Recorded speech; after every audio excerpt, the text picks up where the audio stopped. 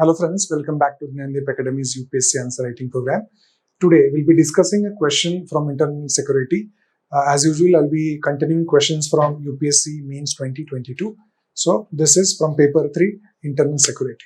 Now, the question is on Naxalism, and Naxalism has been a very important issue when it comes to UPSC. The type of questions that have been asked are on the same background. So once you develop the content on Naxalism, it won't be difficult to write answers on this topic. Now this question reads, Naxalism is a social, economic and developmental issue manifesting as a violent internal security threat. Then in this context, discuss emerging issues and suggest a multi-layered strategy. This is where the focus part comes into play. We have to suggest a multi-layered strategy to tackle menace of Naxalism and also discuss the emerging issues in Naxalism. Okay, so because this issue of Naxalism is on in India for almost 5 decades now, some new issues are emerging. We need to know them, discuss them, and then suggest a multi-layered strategy. So the focus in this question is emerging issues in Naxalism. This is very important. Now, along with the historical aspect of Naxalism, you also need to understand the changing nature of Naxalism here. Then the second focus is multi-layered strategy to tackle the menace of Naxalism. Now, because not any single strategy is working against Naxalism, it is necessary to have a multi-layered strategy. Okay, so what can that be? And the locus of the question is that Naxalism is a social, economic and developmental issue, which is manifesting as an internal security threat. So not much is required about this part. This is quite self-explanatory. And when you answer these 2 points, this is automatically going to be answered. Okay, so let's start with the introduction part in this question. Now, because there is nothing specific you can start this question with, you can start by writing what actually Naxalism is, right? It is an ideology which projects violent overthrowing of Indian states. Now, this is again important. It is not only overthrowing the Indian state, but it is the violent overthrowing of the Indian state as a solution to socio-economic and development problems of the tribal population. Okay, so this word here is very important. And then where did it start? It started in 1967 in Bengal. It was started under the leadership Kanu Sanyal and Jagan Santhal. This is another piece of information that you can give in the introduction. Okay, so this much of introduction I think is sufficient when it comes to this question. Now, the most important part is the body. 2 important focuses here. The first is emerging issues in Naxalism. Now, because there are many issues, I've tried to jot down some important issues here and also try to give examples of these wherever possible. Okay. Now, the first and the most important issue is spread of Naxalism in urban areas. You come across the term urban Naxals, right? So this is a new phenomena wherein Naxalism coming out of the hinterland into the urban spaces in India. So a lot of examples you have there. So this is one emerging trend. Then there is disconnect amongst the tribals. That is the problem in Forest Conservation Act. How this act is actually engrossing the livelihood options of these tribals and people there. So this implementation of this act also is a problem. Then increasing use of technology and social media by Naxal groups to spread their propaganda, to recruit people in urban areas and also to coordinate attack. This is one very significant emerging trend in Naxalism.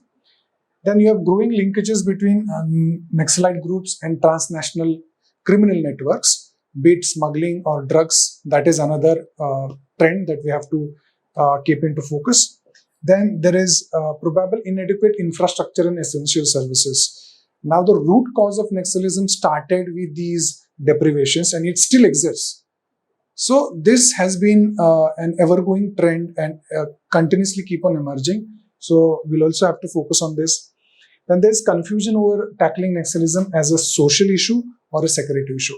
Now, the real problem in dealing with Naxalism lies here. How does government look at Naxalism? Is it a social issue? Is it a developmental issue? Or is it a security issue? Okay. Till we are not able to answer this question, there's no real solution to Naxalism. So this is one trend, I think, not emerging, but has always been there when we discuss about Naxalism. So these are all the trends that you need to keep in mind. about emerging issues. Okay, now the second focus in the question is multi-layered strategy to tackle menace of Naxalism. Now, multi-layered.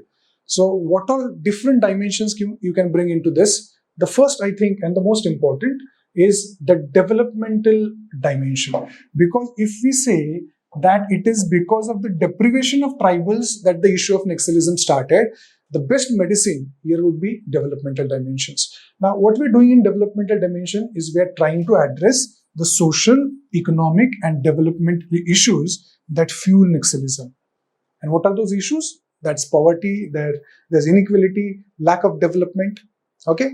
Then we can also include initiatives such as giving basic services to these people, education, healthcare, then economic development programs to create employment. Now, this is very, very important because there are no employment opportunities. Young people from tribal areas get sucked into Naxalism. So, employment is important, and also don't forget to give examples of schemes or initiatives started by government like Roshni.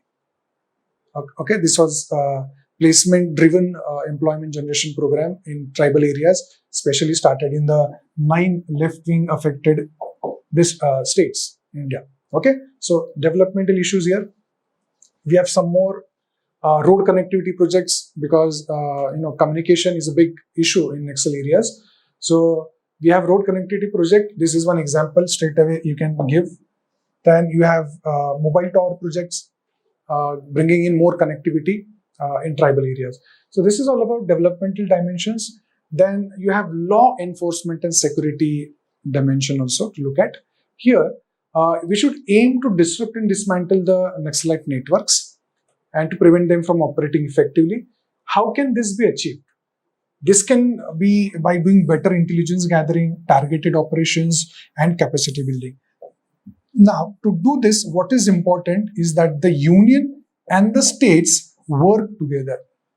Okay, when you're writing this point, you can also bring in this, or you can put this in the conclusion also, that the union government and the states need to act in coordinates with each other so that they can effectively deal with this problem. Okay. The next dimension is the political engagement and dialogue. Because the tribals feel left out from the mainstream, it is very important to make them feel the part of the system. So how can this be done? It involves efforts to engage local communities and address their grievances and concerns and to promote dialogue and reconciliation. See, it cannot be just seen as a security issue. Dialogue and reconciliation are very important aspects to deal with Naxalism in India. Then government should also initiate more dialogues between Naxalites and the government official. Okay, this is again important, and there should be equal participation, fair and transparent elections in these areas that can give these people confidence. So this is the political engagement and dialogue. The next and the most important again is the social dimension. Now, under this you can straight away give the scheme's aspirational district program, right? It deals with left-wing extremism in a holistic manner to bring about development here. So this program you can mention under social dimension. Then you have security-related expenditure scheme also, which actually looks after the needs of the reimbursement needs of the security forces or the ex gratia payments to the families of civilians as well as security forces who are killed or injured in this violence. Now, this is a very, very important bridge that you can build with the tribals. Okay. Now, we are thinking both ways. It is about civilians as well as the security forces. So, this program also plays a very important role when we think of social dimensions here. Okay. Now, the last is the conclusion. How do you look at this problem? The most important is, though India has seen some success in dealing with Naxalism, this is how you start. There has been some success in tackling Naxalism, but the root cause is still there. It still exists. Now, if you want to overthrow Naxalism, then you'll have to strike at the root cause. So that is underdevelopment, inequality. So that you need to mention. And again, the need for center and the states to work together will go long way in dealing with this problem. Okay. So this is all about today. Thank you and have a nice day.